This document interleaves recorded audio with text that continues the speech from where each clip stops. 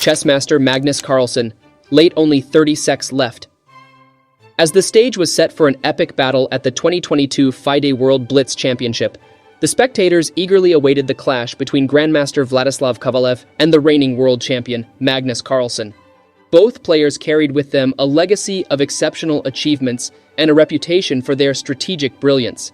Vladislav Kovalev, hailing from Belarus, is a formidable grandmaster whose prowess on the chessboard has garnered him numerous accolades and accolades. He clinched the title of the Belarusian chess champion in 2016, showcasing his exceptional skills and strategic acumen. He secured the title of the Belarusian junior chess champion not once, not twice, but 3 times. As he continues to grace the international chess arena, Vladislav Kovalev remains a formidable force, ready to take on new challenges, face off against renowned opponents, and here he is present to compete against the legend Magnus Carlsen, a name that resonated with greatness in the chess community. However, there was an unexpected twist in the tale. The game began with Kovalev making his move of e4, but to everyone's surprise, Carlsen was conspicuously absent from his chair. Confusion rippled through the room as the clock continued to tick. Speculations started to fly. Has Carlsen lost track of time? Was there some unforeseen circumstance that had delayed the world champion's arrival? Meanwhile, Kovalev maintained his composure, sitting patiently at the board. Just as the clock threatened to tick away, a sudden commotion erupted. Carlsen burst into the room, sprinting towards his chair. Time was of the essence, and Carlsen had only a handful of seconds remaining on his clock. Although Carlsen's strategic brilliance extends beyond classical chess, he has also excelled in rapid and blitz formats, earning him the title of World Rapid Chess Champion on multiple occasions. But what can he do in a few seconds? Let's get back to the match and see the outcome. Carlsen immediately plays his first move, e6, with 31 seconds left on the clock. Kovalev, now facing the challenge of capitalizing on his time advantage, contemplated his options. The pressure mounted as he sought the most effective plan while being aware of the limited time remaining. Carlsen, despite his time constraint, remained composed and focused, showcasing his ability to make precise moves even under extreme pressure. Kovalev made an early move by involving a pawn on c4 and potentially leading to an isolated queen-pawn structure if black takes on c4. Carlsen is quick with his moves, and he builds his time up to 35 seconds, whereas Kovalev is taking too much time to think before he responds. Kovalev finally decides to bring his knight out to c3. However, Carlsen ignores the threat on the d5 pawn and instead chooses to castle. Kovalev takes on d5, covering the check with a rook. As a response, Magnus Carlsen moves his knight to d7, making some adjustments to his pieces before pressing the clock. Carlsen continues adjusting his pieces by playing h6, preventing white's dark-squared bishop from reaching g5. Kovalev may have missed an opportunity to play bishop g5 on the previous move. Now the dark-squared bishop doesn't have many good developing squares. If it moves to e3, Carlsen will recapture on d5, putting the bishop on e3 under attack. Carlsen's position is excellent, as he is poised to win the pawn on d5 and secure a strong knight on d5. Kovalev tries to gain activity for his other pieces by playing knight to e5. However, Carlsen ignores the knight and captures the pawn on d5. During this phase of the game, the time situation has become almost equal between the players. Kovalev has spent a total of 2 minutes on the first 5 or 6 moves, and now has only 30 seconds left on his clock.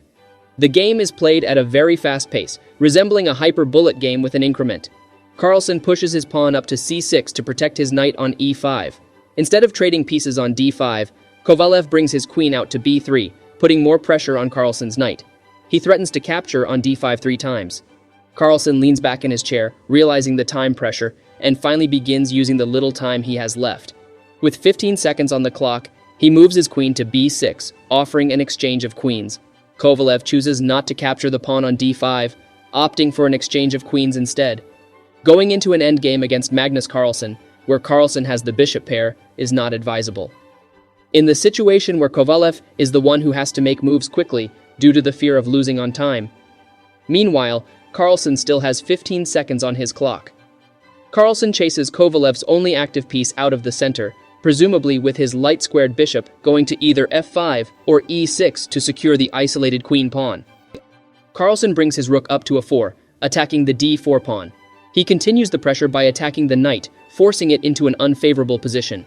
With only 1 second left, Kovalev has to retreat the knight all the way back to e1. Kovalev made a big mistake with the move a3. Carlsen pushes his pawn up to b5, expanding on the king side, and then brings his rook to c4, threatening the move b4. Kovalev manages to defend the b2 pawn. Carlsen begins to expand on the king side, restricting Kovalev's king and knight with a well-positioned pawn structure. Kovalev's knight had done a good job getting into the center and chasing away Carlsen's light-squared bishop. Carlsen gradually moves his king over to the queen side. He maneuvers his pieces, trying to find a way into white's position. Carlsen keeps his rook in contact with one of white's pawns, initially on a4 and then bringing it up to a1.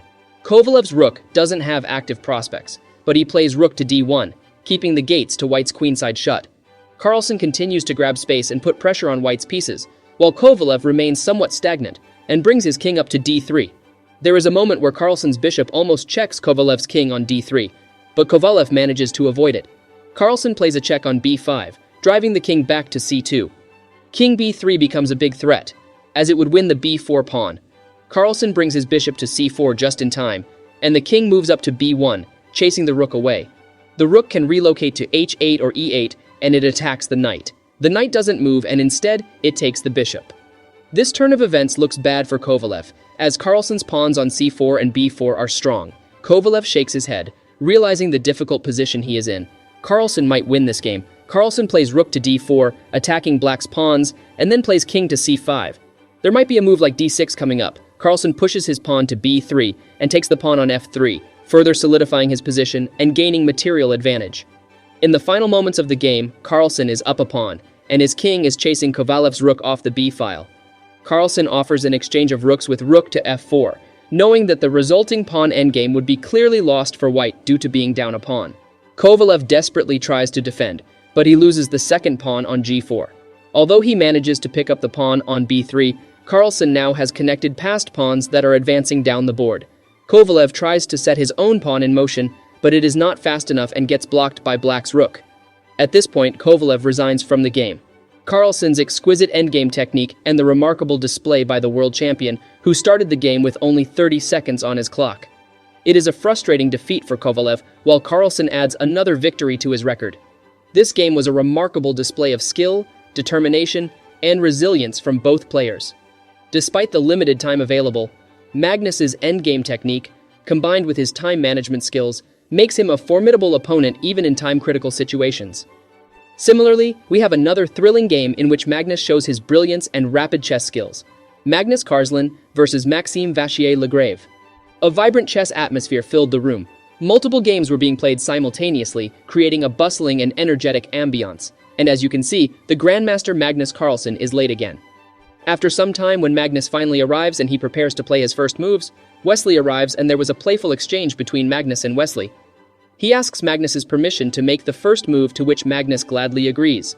Soon, all eyes were drawn to the encounter between Magnus Carlsen and Maxime Vachier-Lagrave, commonly known as MVL. He is one of the top chess players globally. He has competed in multiple chess Olympiads, representing the French national team, and has been a key contributor to their success. MVL has also participated in the Candidates Tournament, which determines the challenger for the World Chess Championship. He remains a formidable opponent for any player, consistently challenging the established hierarchy and leaving a lasting impression on the chess community with his performances and contributions. And here he is, facing the Grandmaster Magnus Carlsen. The game between Magnus and MVL unfolded with great intensity. Magnus opened with the move knight to f3, inviting an open Sicilian defense. However, MVL plays e5 instead of the expected move, and Magnus decides to castle. As the game progressed, Magnus made precise moves, seizing the initiative and creating imbalances on the board. MVL fought back with resourceful counterplay, but Magnus remained resolute, not in a rush but calculating his every move. The tension grew as the clock ticked down, and both players had limited time remaining. Magnus skillfully maneuvered his pieces, exploiting tactical opportunities and gaining an advantage. Magnus captures the d6 pawn, and Magnus Carlsen is now 2 pawns up. The queen trade occurs, leaving both players with bishops of opposite colors, but with Magnus having 2 extra pawns. There are other pieces still on the board. Rook to f7 is suggested as a good move, with the idea of knight to e8. Now MVL has 5 seconds, and Magnus has 15 seconds. In the final moments of the game, with the outcome all but certain, Magnus made his decisive moves with precision and grace. The position on the board reflected his dominance, with his pieces harmoniously coordinating their efforts to restrict MVL's counterplay. With each move, Magnus's advantage grew, and his strategic maneuvers left MVL with no room to maneuver. The tension in the air was palpable as the audience eagerly awaited Magnus's final move, a move that would solidify his victory. In a display of confidence and mastery, Magnus executed his last series of moves flawlessly, creating an unstoppable force that overwhelmed MVL's defenses.